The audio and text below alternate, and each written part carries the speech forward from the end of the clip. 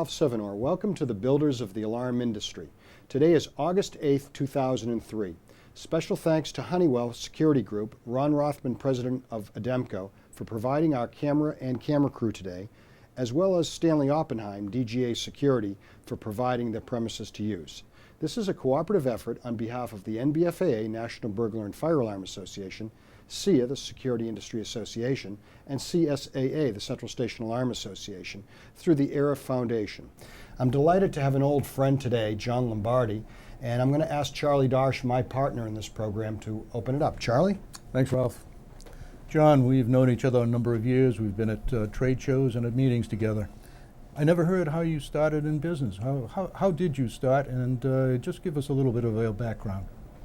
Well, I started in the alarm industry as an apprentice in the late 60s, 1968. I was actually I had that time planned on pursuing a career in law enforcement, and part of the cadet program I was part of mandated we do a topic of interest. And I selected electronic security for crime prevention. And from that point, I developed an interest in crime prevention, electronic security, and during my earlier years, prior to entering law enforcement, I was able to enter the industry as an apprentice. And I did several years in the industry, liking the industry, and then I left in the early 70s to enter a field of law enforcement. Thanks, John. What would you consider the most significant event, or events for that matter, that you've seen in your tenure in the alarm industry? Probably the most significant event was probably the advent of the digital communicator. Prior to that time, the industry was kind of a hardwired system whereby there was only remote communications available was by direct lines to local police departments. Then the advent of the tape dialer, which being in an area outside of a city was very important in developing our industry. And then when the digital communicator entered the industry, that was the advent of a new generation of alarm communications. John, where do you see the marketing side of that? Well, the industry had started off back in the late 60s when the industry really started to take off as primarily a mom and pop operation. And through the 70s and the early part of the 80s, it was an industry that had its set of problems. Throughout the 80s, the industry started to develop into more of a profession and address the issues of false alarms and other related industry problems. At that time is when I believe big industry started to really look at the security industry and started to develop, more strategic marketing programs, and really the industry started to bloom in the early 80s. And as consequently, as larger corporations or major players enter the industry, it's really come, to be a new type of generation of security. Now, your own company, what year was it that you formed your company? I was in business in 1971. I left in 1973 to enter law enforcement. I re-entered the industry in 1979. Now, when did you become a UL Central Station? In the approximately 1990, I received so you've my been listing. Over 10 years. Over 10 years. I see. How many people do you employ? We employ approximately 40 employees. And again, how many accounts do you monitor? We are approximately 5,000 accounts. We're a small company. Are they mostly retail, or are they split between retail and commercial and residential? Or? We're probably a 50-50 split. My background my company started primarily for residential security. In the early 90s, we started to gravitate towards the commercial, the larger industrial. And so consequently, I've had a lot of old-time clients that have been with me a long time. And by the way, congratulations, you're now the president of the New York Burglar and Fire Alarm Association, so I'm sure that's a big project, but I'm sure you're up to the project. Thank you. One other point on your company, because I visited your company a couple of times, is you're certainly a very code-dependent company. In other words, you specialize in fire. That's really your expertise, your forte. And also, I think you're on the NFPA committee on premises security. Is that correct? That is correct. Maybe you can explain a little of that. What does that mean? What are the implications going to be to the consumer or to the alarm companies? NFPA has traditionally been a fire code producing organization. They are well noted for their fire codes. They are fire alarm codes, National Fire Alarm Code. They're well noted for the National Electrical Code, and in recent years have decided to enter the building code standard. And at this time, there's traditionally two organizations producing building codes, and NFPA is a major player, one of the major organizations. What the organization was lacking is, now that they had fire covered and they had building codes, they were lacking safety and security, and thus the advent of what they classify as the Premise Security Code. And the Premise Security Code Committee is broken down into two committees: an Installation and Maintenance Committee, that's Technical Committee 731, and there's the Occupancy-Based Code Technical Committee 730, which I sit on. And what they hope to do is to achieve a minimum level, a minimum standard for a reasonable level of security. And as it was explained, for dwelling security, there's many residents being constructed in this country that don't have locks on either doors or windows. So we hope to achieve for the occupancy code a very basic minimum level of security. With the Installation and Maintenance Committee, they hope to achieve a standard that municipalities or governmental agencies could adopt in an effort to hopefully reduce false alarms, a minimum expectation or a minimum standard for a security system to perform by. The question I would ask before we go on to the next question would be, we have UL 681, which is a premise security, and now we have this 730, 731 series. We have a fire-driven code, NFPA. We have a UL, which is principally a protection of property, let's say. Is there a synergy there, or is there an opposition there? What's your thought on that? There is a definite synergy there. The UL, Underwriters Laboratory, is a big participant in this committee, both on the occupancy side and the technical committee side. So we're not trying to reinvent the wheel. What we're trying to do is take all the codes and standards and agency making organizations and incorporate it into one codified standard that can be offered to governmental agencies. Great, thank you. That's great. That probably leads into my question then. If you had a protege who you were trying to teach electronic security and detection industry to, what would be the most important things that you might instill upon that person? I would say professionalism. I believe, and part of my role as the president of New York State Bergen Fire Alarm Association was to develop this industry to a profession. I believe education and training is a very important part of that development. But conduct yourself like a professional. Your client, whether it be for security or fire, is placing their trust and confidence in you to protect them. And from the day you enter the industry, you conduct yourself like a professional and deliver what you promise you're going to, what you're offering. I think that's a great answer. Thank you. What other technologies or services do you foresee? You're certainly cutting edge. So look into your crystal ball for a minute and tell me where we should market, where we should look at other technologies. I see the industry, a convergence of the industry, the different technologies. I see central stations playing a major role as a security, outsourcing security services, a security provider to both residential and commercial clients.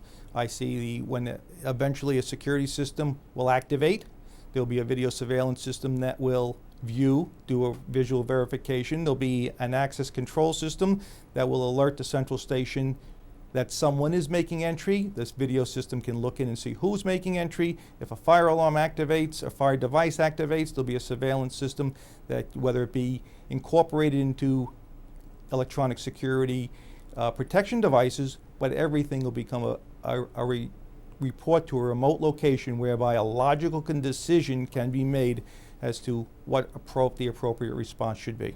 So you see one ubiquitous, almost a panel that does it all. I see a convergence of the industry of all electronic security services incorporating into one system, and on a complicated level like that, I see a network coming back to a central monitoring facility that would actually become the independent security provider. Do you see the demise of the digital communicator? You mentioned that you thought that was a milestone. I don't see the demise of it, but I see its future is limited. Now, what if we don't have digital communication? Do you have any thoughts on where the next level might be? For that matter, my question would have been, where do you see this industry 2, 5, 10 years from now? In terms of the demise of the communicator, radio communications is becoming a major part of the alarm communications. Both short and long range, you mean? I firmly believe both short and long range, but both play a completely different role in the level of security. But in terms of remote communications, the radio will be one form of communication supplemented by either a digital communicator and or a network IP-based security. We have recently started monitoring systems over the internet, and it's extremely impressive. And I see that being the development that signals will come back over a network if the infrastructure is available to the client, to the premise, and then it'll be supported by a radio backup system in the event something happens to the hardline network. And I don't want to put you on the spot, but with you being president of the of the New York Burglar and Fire Alarm Association, you constantly hear about this battle of false alarms. And we all constantly hear about the 80-20 or the 90-10 rule. Are we making progress on that? Are we doing enough? We certainly are making progress. And if you think back, the percentage of alarms per home or per business back in the 70s and how it started to grow into the 80s and how it grew into the 90s, and now a security system is a household word. It's on the same level as plumbing or an electrical system. When you think about the vast number of security systems that have been installed and the percentage of increase of false alarms, the relationship is very small. Alarm systems I couldn't even begin to tell you the percentage of number of systems that have been installed in the last 20 years, but the false alarm is not escalating as fast as the number of installations are. But looking at it from an authority having jurisdiction standpoint in AHJ, what's happening is it's almost like a battle that you're never going to win, because the sheer numbers of the mathematics of the accounts going up. So even if you reduce that number, you're still going to have it. So I guess my question to you is are alarm companies doing enough? Are the associations doing enough? What's your thought? Speaking from a prior lifetime law enforcement career, until you achieve 0 false alarms, law enforcement will never be happy. So you have to reach a reasonable level of expectations. If you talk about a client base, or in the terms of law enforcement, the community base, how many security systems we have or they are responding to, then you have to determine what do you consider a reasonable level of expectations. If you had 1 false alarm per year, would that be reasonable? 2 false alarms per year? And that would be the guideline for which the industry serving that community has to strive for. Do you see then that, do you consider, let's say, a fine a negative force in this, or do you consider that a positive way? Or permitting. Yeah. Or permitting. Right. I see law enforcement's concern is being the force that's going to drive and improve this industry. So for every downside to every issue we address, there's always an upside. And in New York State, our official policy is, as a state association, is rather than lose no response, the way we address the issue is to assist municipalities in developing alarm ordinances. And you've been successful. We've been extremely successful. Good. And what we've adopted is, and we've asked many of the communities to go back and revisit their alarm ordinances. Many alarm ordinances were written 20 years ago, are strictly outdated. There was no expertise in developing the ordinance, and we now have a model ordinance that's available to the National Burglar and Fire Alarm Association, specifically for intrusion, and another ordinance, model ordinance, specifically for fire. And I've been very successful in adopting that ordinance, going into municipalities and asking them to consider revisiting their ordinance and looking at another ordinance, and then giving it to the attorney, and the feedback has been excellent. We are doing the work. You know, with your expertise, and the reason I'm zeroing in is I want your opinion on it, is you're a very code-driven company. You're a fire expert, and that's code-driven. So we have standards, specific standards that we follow. However, on the burglar alarm side, there are virtually, would you agree, very little standard unless you look at UL. So now, all of a sudden, if we have this 730, 731 standard that becomes adopted by a municipality as an ordinance or a state law, then do you believe that would help? I absolutely believe that would help, and that's why I was very proud to serve on the committee. And I believe I was requested to serve on the committee because of my because of my attitude and philosophy towards codes and standards. Right. To develop this industry to a profession, we need to raise the bar. We need to raise the standard, and I'm a big advocate of that program. Well, I appreciate that. I appreciate your time. Any thoughts, any visions in the future? Well, it's a great industry. You know, I've been in the industry for 35 years. I figure I have another 20 years to go, and I only hope my son enters the industry. It's a great industry. It accomplishes, it enters into different areas, whether it be electronic wiring, there's businessmanship, there's crime prevention, there's safety, and for someone who likes technologies, it's just a fabulous industry to be in. You know, you touch on an interesting point, and I'm sorry for the interruption, okay. but an interesting point that sometimes we always perceive our business as a pessimistic or a negative business. We're fighting false alarms, we're fighting these issues, but we don't see the positive things of protecting life safety, protecting people's valuables, and peace of mind.